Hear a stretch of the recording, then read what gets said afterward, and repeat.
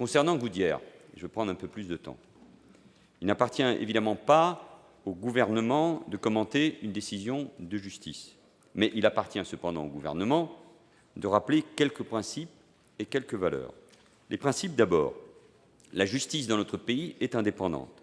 Certains n'arrivent pas à s'y faire, mais c'est la réalité du fonctionnement démocratique de ce pays. Non, le procureur n'est pas le représentant du gouvernement, comme je l'ai lu hier dans les prises de position de certains. Le parquet est indépendant. Il a pris des réquisitions qui lui appartiennent et la juridiction a pris une décision. Cette décision, elle est lourde, indéniablement, mais elle est celle de cette juridiction de première instance et en cela, le chef du gouvernement ne peut pas dire autre chose, il faut la respecter tout en mesurant, et nous le mesurons pleinement, le choc pour les syndicalistes condamnés, pour les salariés et leurs familles de cette entreprise. Les valeurs ensuite. Le combat syndical est toujours respectable. Le respect des personnes est un autre principe fondamental. Tout n'est pas permis, y compris quand la violence sociale est très importante. Et chacun connaît ici la difficulté de ce dossier Goodyear et peut parfaitement mesurer le désarroi des salariés. Dossier suivi notamment par un membre du gouvernement, à l'époque député, Pascal Boitard. Il faut toujours maintenir le dialogue, même dans les situations les plus tendues, et, si possible, ne jamais basculer dans la violence. Mais la violence peut prendre différentes formes.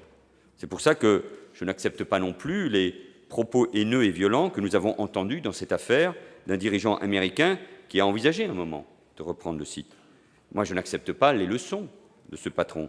Pour moi, d'ailleurs, être un dirigeant d'entreprise, ce n'est pas ça. Ce n'est pas mettre de l'huile sur le feu, ce n'est pas pousser l'autre à la faute et ce n'est pas insulter le pays où il veut s'implanter et les salariés d'une entreprise.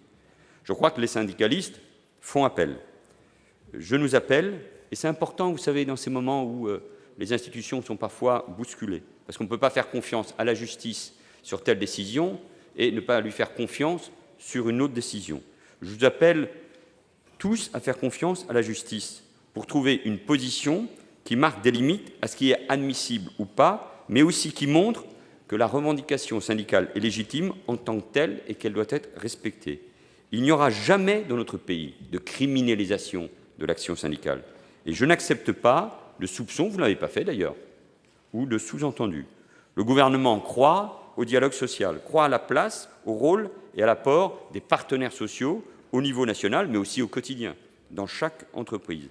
Et cette conviction que je souhaitais réaffirmer devant vous ne nous dispense pas, par ailleurs, de trouver des solutions tout de suite pour le site. Je veux donc rappeler qu'en parallèle, Emmanuel Macron comme Pascal Boitard l'ont dit hier, que toute l'attention du gouvernement se concentre aujourd'hui sur le devenir des salariés et de la réindustrialisation du territoire d'Amiens.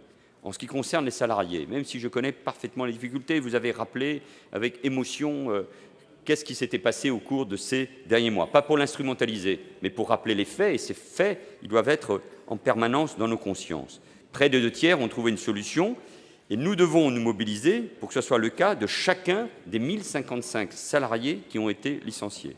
Et nous travaillons avec les élus du territoire d'Amiens à la réindustrialisation de l'ancien site de Goodyear et plus largement au développement du bassin d'emploi. 6 millions d'euros ont été mobilisés en ce sens et nos efforts devront se poursuivre sur ces dossiers-là. C'est la constance, les valeurs, les principes et le travail qui paieront.